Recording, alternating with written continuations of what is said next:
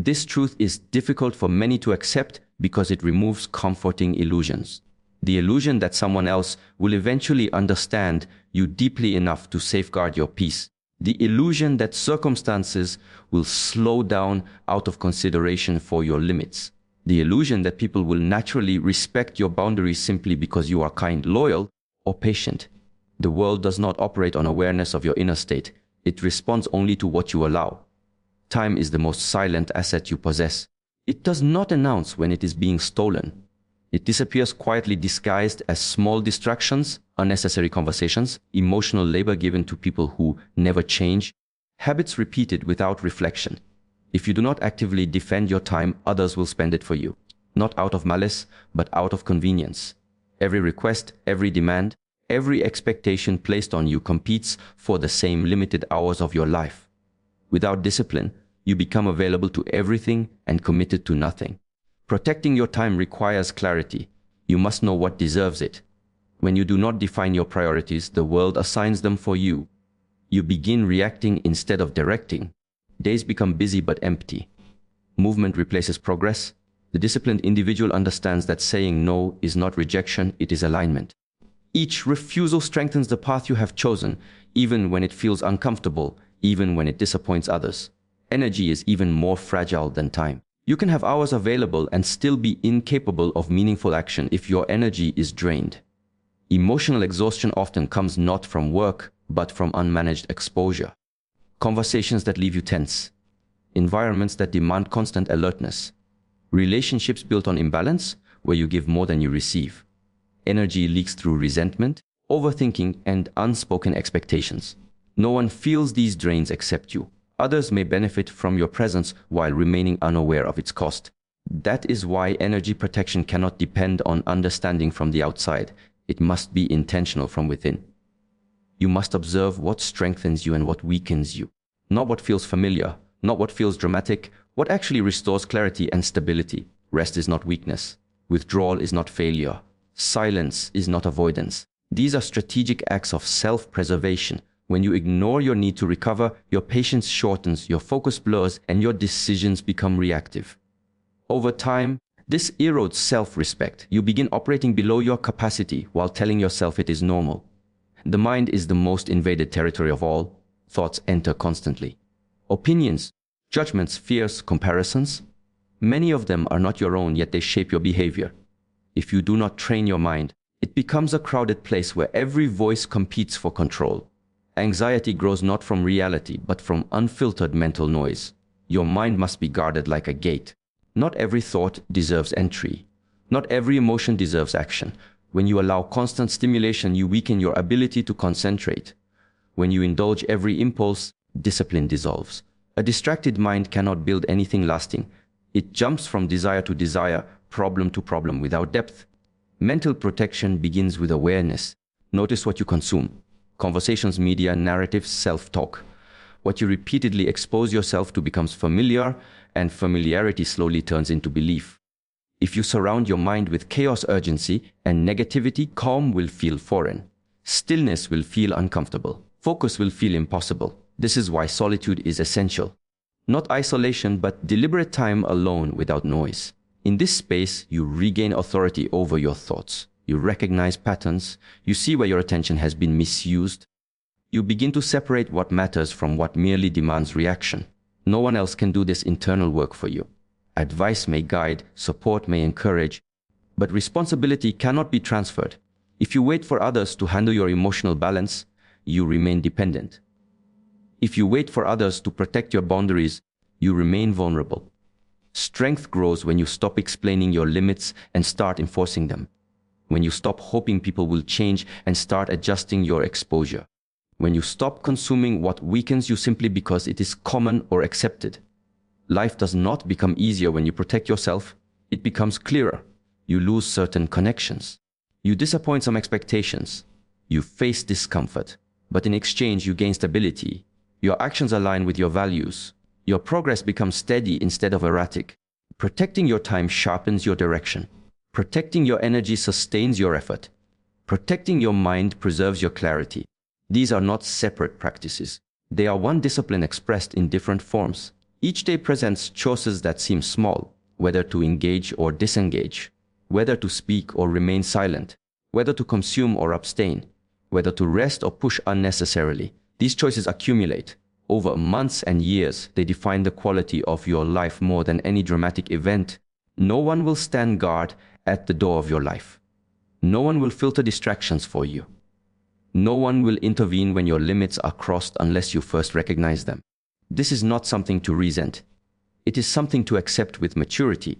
When you take responsibility for protecting what is yours, you stop feeling like a victim of circumstances. You move with intention. You become selective. You become grounded. And from that grounded place, your actions carry weight, your presence becomes calm, and your path begins to form without noise, without force, without the constant need to prove, explain, or justify, as you continue refining the discipline to choose yourself again and again in moments where it would be easier to surrender attention, energy, and thought to the demands of the outside world. It does not arrive loudly or forcefully. It does not demand attention through danger or urgency. It slips in quietly, disguised as entertainment, information, connection, and productivity. Because it feels harmless, it is rarely resisted. Because it feels normal, it is rarely questioned. Yet over time, it erodes direction, weakens discipline, and leaves people wondering why they feel busy but unfulfilled. Purpose requires depth. Distraction thrives on fragmentation. When attention is constantly divided, nothing meaningful can take root. The mind jumps from stimulus to stimulus, never staying long enough to build understanding, skill, or conviction. This scattered state becomes habitual. Stillness begins to feel uncomfortable. Focus feels heavy. People mistake this discomfort for boredom, when in reality it is the mind withdrawing from dependency on stimulation. Modern distraction convinces people they are engaged while quietly keeping them passive. Hours are spent consuming opinions, stories, and achievements of others, leaving little energy for one's own work. The illusion of progress replaces actual progress. Knowledge replaces practice. Planning replaces action. The result is stagnation disguised as activity. Purpose does not survive in this environment. A person with purpose moves with intention. Their actions align with a long-term direction. Distraction breaks this alignment. It pulls attention toward what is immediate, emotional, and stimulating rather than what is meaningful. Over time, this conditions the mind to chase novelty instead of mastery. The ability to commit weakens. The patience required for growth dissolves. Most people do not abandon their purpose deliberately. They lose it slowly, one distraction at a time. Small interruptions seem insignificant. A few minutes here, a brief check there. But these moments fracture concentration. They reset mental momentum. Deep work becomes rare. Without deep work, progress slows. Without progress, motivation fades. Without motivation, purpose feels distant and abstract. The danger of distraction is not the loss of time alone, but the loss of clarity. When attention is scattered, values blur. Decisions become reactive. People begin responding to whatever is loudest rather than what is truest. This is how lives are shaped by trends instead of principles. Distraction also weakens emotional resilience. Constant stimulation leaves little space for reflection. Unprocessed thoughts accumulate. Unresolved emotions linger. Instead of confronting discomfort, people escape into noise. This avoidance creates inner tension. Anxiety grows not from pressure, but from the absence of stillness needed to process experience. A focused mind can carry weight. A distracted mind collapses under even minor stress. Purpose demands the ability to sit with difficulty, to remain present when progress is slow, to continue when validation is absent. Distraction offers an easy exit from this discomfort. It provides relief without resolution. The momentary escape becomes a habit, and the habit becomes dependency. Over time, the individual forgets what they were working toward. Goals lose emotional charge. Days blend together. Life feels repetitive despite constant stimulation. This is the quiet tragedy of distraction. It does not destroy purpose dramatically. It dissolves it gradually. Distraction also distorts self-perception. Constant comparison through external input creates dissatisfaction. People measure themselves against curated images, achievements without context, success without struggle. This erodes confidence and creates pressure to perform rather than to grow. Purpose shifts from internal alignment to external approval. When focus is externalized, fulfillment becomes unreachable. The discipline to resist distraction is not about rejecting technology or withdrawing from the world. It is about reclaiming authority over attention. Attention is finite. Where it goes, life follows. If attention is scattered, life becomes scattered. If attention is directed, life begins to organize itself around what matters. Training attention is a daily practice. It requires awareness of impulses, the urge to check, the need to respond immediately, the fear of missing out. These impulses are not emergencies. They are conditioned reactions. When resisted, they weaken.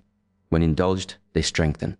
Purpose grows in the spaces distraction avoids, in silence, in repetition, in effort without applause, in work that feels slow and unglamorous. These conditions are uncomfortable to the distracted mind, yet essential for depth. Clarity returns when noise is reduced. Decisions become simpler. Priorities become visible. Energy stabilizes. With fewer inputs, the mind begins to settle. Thoughts align. Direction emerges not from pressure, but from presence. The modern world rewards speed, visibility, and constant engagement. Purpose operates on a different rhythm. It requires patience. It requires focus. It requires the willingness to be misunderstood, to move quietly, to build without immediate results. Those who protect their attention protect their future. They understand that distraction is not harmless entertainment, but a subtle force that reshapes behavior, values, and identity. By choosing focus repeatedly, even imperfectly, they reclaim the ability to act with intention rather than impulse. Distraction will always be available. It will continue to evolve, becoming more personalized, more persuasive, more difficult to detect. Purpose survives only when attention is defended deliberately, when silence is chosen over noise, when depth is valued over novelty, and when daily actions are aligned with a direction that is consciously chosen rather than unconsciously consumed. Many people confuse self-focus with ego, believing that tending to oneself means neglecting others. This misunderstanding creates guilt around personal growth and discipline. People learn to prioritize being agreeable over being aligned, available over being grounded. As a result, they become exhausted, resentful, and internally fragmented while still believing they are doing the right thing. True responsibility begins not with sacrifice, but with self-regulation. When you do not manage yourself, you become a burden emotionally, energetically, and sometimes physically. Unresolved emotions spill into conversations. Lack of discipline shows up as inconsistency. Confusion becomes dependency. Self-focus prevents this. It is the act of stabilizing your inner state so that your presence does not create chaos for others. A person who understands themselves requires less from the world. They do not constantly seek reassurance, validation, or rescue. They know their limits. They respect their capacity. This is not selfishness. This is maturity. Self-focus begins with awareness. Awareness of thoughts, habits, reactions, and patterns. Without awareness, behavior becomes automatic. People react before they think, speak before they understand, commit before they are capable. They overpromise and underdeliver. They say yes when they should say no. This creates dysfunction not only in their own lives, but in the lives of those who depend on them. Responsibility means knowing when you are not ready, knowing when you are emotionally unstable, knowing when you need to step back and recalibrate. Ignoring these signals does not make you noble. It makes you reckless. When individuals avoid self-focus, they often disguise it as selflessness. They give excessively. They overextend. They place others' needs above their own while quietly hoping for recognition. Over time, this creates resentment. The giving becomes conditional. When appreciation does not arrive, bitterness follows. This is not generosity. It is unmet expectation. True contribution comes from overflow, not depletion. A person who focuses on themselves builds capacity. They train their body, organize their mind, and refine their conduct. This allows them to show up consistently. Their help is reliable, not sporadic. Their support is calm, not emotionally charged. Their presence is steady, not dependent on mood or external validation. Self-focus also requires the courage to confront flaws. It is easier to focus on others' mistakes than to face one's own inconsistencies. Blame offers relief from accountability. Self-focus removes this escape. It demands honesty. Where am I undisciplined? Where do I avoid discomfort? Where do I repeat patterns I claim to want to escape? This process is uncomfortable because it removes excuses. But without it, growth remains superficial. Responsibility is not about controlling others or managing outcomes. It is about managing your inputs, your time, your energy, your attention. When these are unmanaged, life becomes reactive. Crises feel constant. Progress feels accidental. Self-focus restores order. When you regulate yourself, you communicate more clearly. You listen more effectively. You respond rather than react. This reduces conflict. Many interpersonal problems are not caused by others, but by unregulated inner states projected outward. A calm person de-escalates tension. A disciplined person creates structure.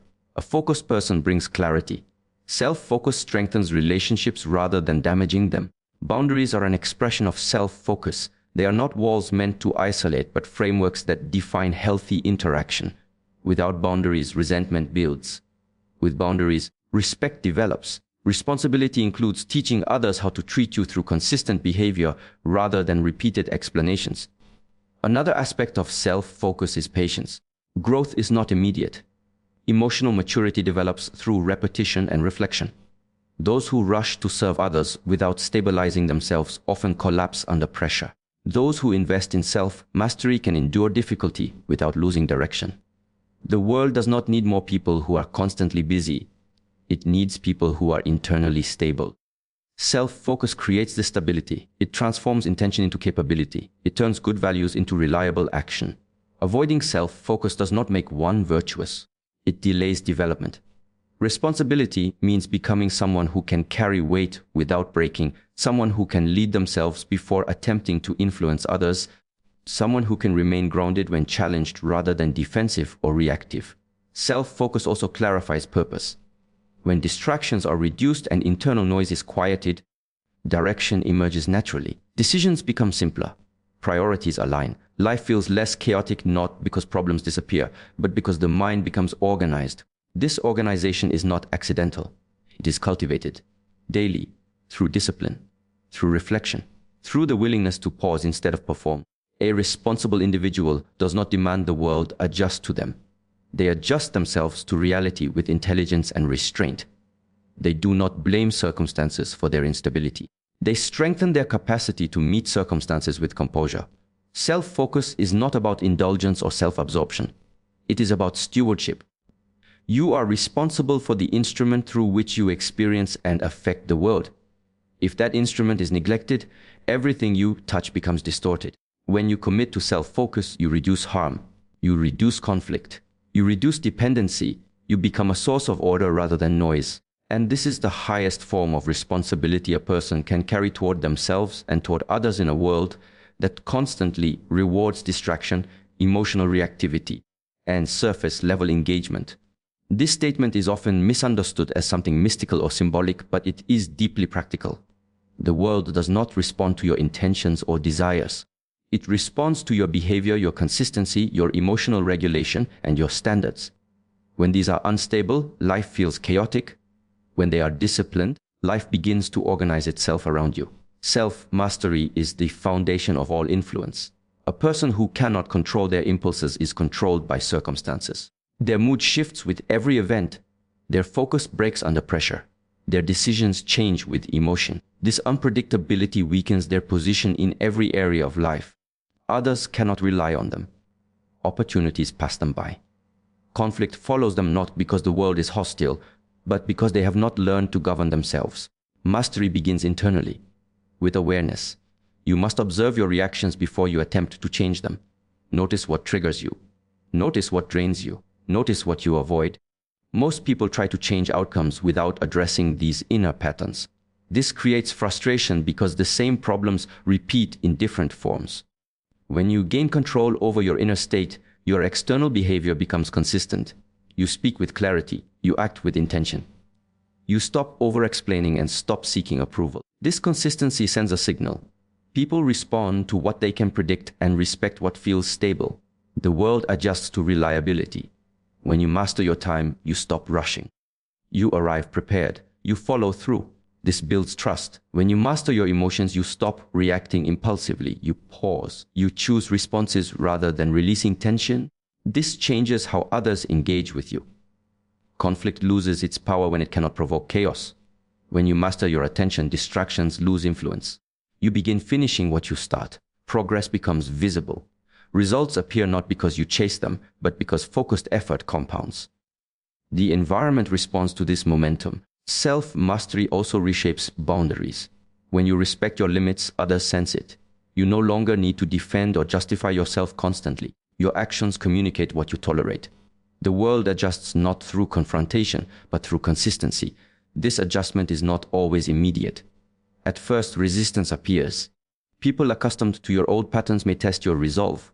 Circumstances may push back. This is not failure. It is recalibration. When you remain steady, resistance fades. The mastered individual does not demand change. They embody it. Control over oneself reduces the need to control others. This is where authority emerges. Not from force, but from presence. A calm person lowers tension in a room. A disciplined person creates order. A focused person attracts opportunity. This is not charisma, it is coherence. When your thoughts, words, and actions align, friction decreases. Decisions become simpler. Doubt weakens. You stop negotiating with yourself. This internal agreement translates outward. Others feel it even if they cannot name it. The world responds to clarity. Self-mastery also changes perception. You stop personalizing everything. You understand that not every obstacle is an attack. Not every delay is rejection. This mental shift preserves energy. Instead of wasting effort on emotional resistance, you apply it toward constructive action. As your reactions soften, your adaptability increases. You become harder to destabilize. Life may still present challenges, but they no longer dictate your state. This independence is powerful. It creates resilience that others can rely on. When you master your habits, your environment reflects it. Health improves, work quality rises, relationships stabilize, not because the world becomes kinder, but because your conduct becomes cleaner, less noise, less drama, less contradiction. People often try to change their environment without changing themselves. They switch jobs, relationships, locations, routines. Yet the same problems follow. Self-mastery breaks this cycle. When you change your internal patterns, external patterns have no choice but to shift. The world adjusts to what you consistently demonstrate. Mastery also reduces fear. When you trust your ability to regulate yourself, uncertainty loses its threat. You know you can respond intelligently regardless of conditions. This confidence is quiet. It does not announce itself, it simply moves. With this confidence, you stop forcing outcomes. You stop chasing validation. You stop reacting to every opinion. Your energy becomes grounded. This groundedness alters dynamics. People listen differently. Opportunities align naturally. Not because you demand respect, but because you radiate self-command. The mastered individual does not rush to prove anything. They let results speak. They let time reveal structure. This patience unsettles chaos. It introduces order where there was none. When you master yourself, life stops feeling like a battle. Not because obstacles disappear, but because you no longer fight yourself. Your effort becomes efficient. Your direction becomes stable. The world adjusts because you are no longer creating friction through inconsistency, emotional reactivity, or scattered focus. And as this alignment deepens, reality begins to mirror the discipline, calm, and clarity you have cultivated within yourself. This does not mean that appreciation, recognition, or feedback have no place in life. It means that when your sense of direction depends on how others respond to you, you surrender control over your inner compass.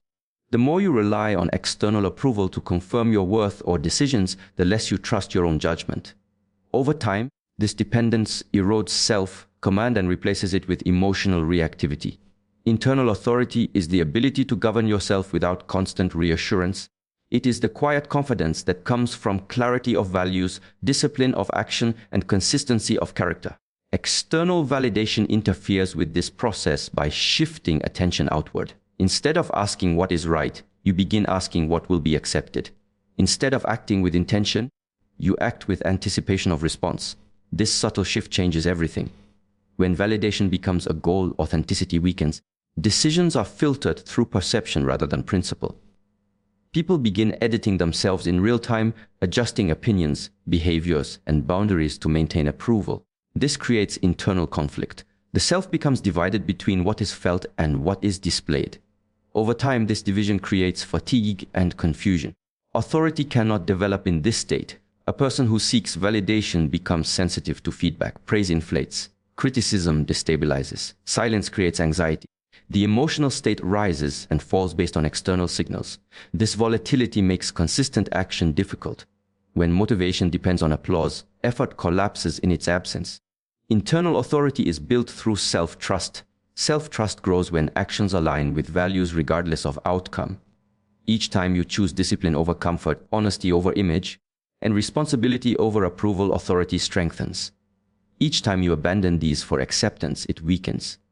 External validation teaches you to outsource judgment. Instead of evaluating your actions internally, you wait for reactions. This delays learning. Mistakes become threatening rather than informative. Growth slows because fear of disapproval limits experimentation and honest reflection. When authority is externalized, identity becomes unstable. The desire to be liked is not inherently harmful. The danger arises when it overrides self-respect. People begin tolerating behavior that violates their standards. They over-explain. They apologize excessively. They avoid necessary confrontation. These habits signal uncertainty, not kindness. Others respond accordingly. The world treats you based on what you consistently demonstrate. When you demonstrate self-doubt through constant seeking of validation, boundaries soften. Influence diminishes. Respect becomes conditional. This is not because others are cruel, but because authority invites alignment while insecurity invites testing. Internal authority simplifies life. Decisions become grounded. You move forward without needing universal agreement. You accept that not everyone will understand or approve. This acceptance reduces anxiety. Energy is preserved for action rather than impression management. Validation seeking creates performance. Authority creates presence. A person with internal authority listens to feedback without being consumed by it. They extract what is useful and discard what is not. Their identity remains intact. A person dependent on validation absorbs everything, losing clarity in the process. Social environments amplify this dynamic. Constant exposure to opinions, metrics, and comparisons trains the mind to equate visibility with value. Attention becomes currency. Approval becomes proof of existence. This conditioning weakens the ability to sit alone with one's decisions. Solitude strengthens authority because it removes the mirror.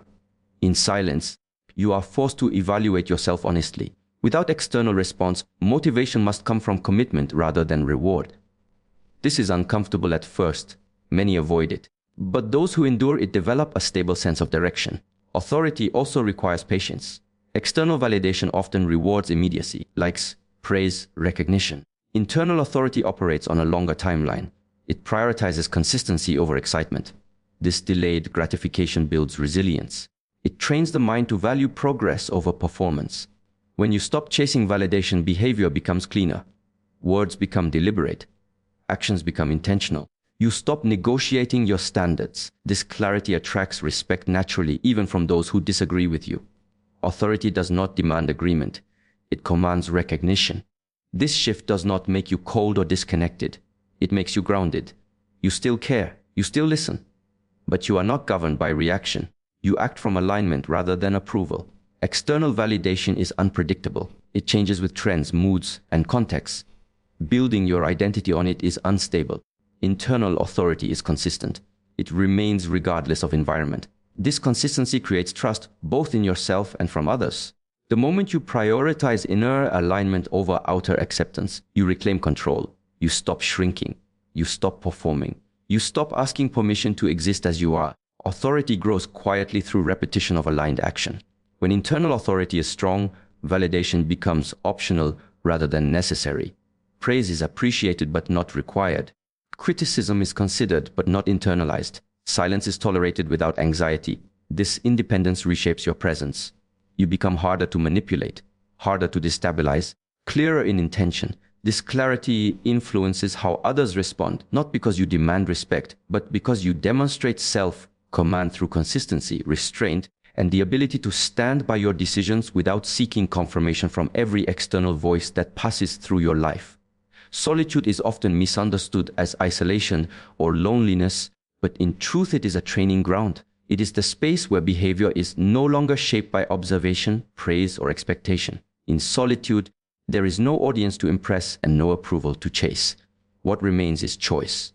And the choices you make repeatedly in this quiet space determine the strength of your character.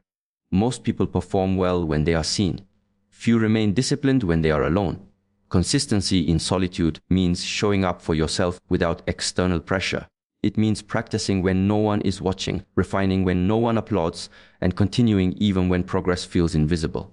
This form of effort is pure. It is not contaminated by image or comparison. It is built on commitment rather than reward. Strength developed this way is stable. When actions are driven by external accountability, they weaken once the pressure disappears. Motivation fades, habits dissolve. But when discipline is internal, solitude becomes productive rather than empty. The mind learns to rely on structure instead of stimulation. This creates resilience. In solitude, excuses lose their power. There is no one to blame, no one to perform for. Every skipped effort is clearly your own decision. This clarity is uncomfortable, but it is also empowering. Responsibility becomes undeniable. Over time, this accountability strengthens self-trust. Self-trust is the foundation of unshakable strength. Each time you act consistently in solitude, you send a signal to yourself that you can be relied upon. This signal accumulates. Confidence grows not from affirmations, but from evidence. Evidence that you follow through. Evidence that you do not abandon yourself when things become difficult or dull. Solitude also removes distraction. Without constant input, the mind settles. Thought patterns become visible. Weaknesses surface. So do fears. Many avoid solitude because it exposes what they have been avoiding. But exposure is necessary for refinement. You cannot strengthen what you refuse to see. Consistency turns solitude into a laboratory. Habits formed in this space are deeply rooted. They are not dependent on mood or circumstance. They become part of identity. This is why strength built in solitude does not collapse under pressure. It has been tested without external support. When life becomes demanding, the person who has trained alone does not panic. They are familiar with self-regulation. They have practiced maintaining effort without encouragement. Pressure does not feel foreign. It feels like an extension of training. Solitude also develops emotional discipline. Without external validation, emotions must be processed internally. This teaches patience. Instead of seeking distraction or reassurance, the individual learns to sit with discomfort. This builds tolerance. Over time, emotional reactions soften. Clarity increases. A person who can remain steady alone will not be easily destabilized by others. Consistency in solitude strengthens focus. Without interruption, attention deepens. Skills improve. Thought becomes structured. This depth is rare in a world of constant stimulation. Those who cultivate it gain an advantage that cannot be replicated through shortcuts. Strength is not loud. It does not announce itself. It reveals itself under pressure. And pressure exposes the difference between performance and preparation. Many build their identity on how they appear. Few build it on how they behave when unseen. Solitude strips away identity based on roles, labels, and feedback. What remains is behavior. Repeated behavior becomes character. This character is quiet but firm. When consistency becomes a habit in solitude, confidence stabilizes. You no longer depend on others to feel capable. You know what you can endure because you have endured it privately. This knowledge cannot be taken away by criticism or failure. Solitude also teaches restraint. Without constant interaction, speech becomes deliberate. Actions become intentional. Energy is conserved. This efficiency contributes to strength. You stop wasting effort on unnecessary reactions. The person who is comfortable in solitude is not desperate for company. They choose connection rather than seeking it for validation. This choice creates healthier relationships. Strength attracts respect without demand.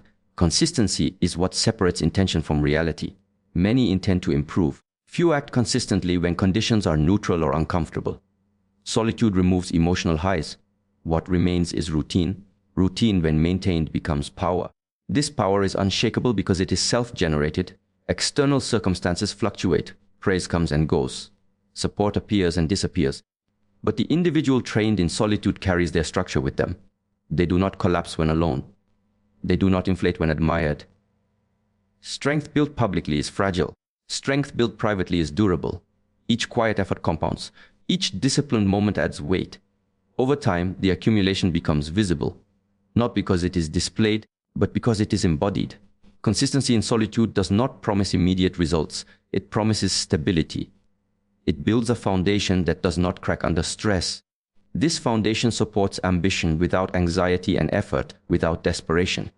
When challenges arise, the person who has mastered solitude does not look outward for rescue.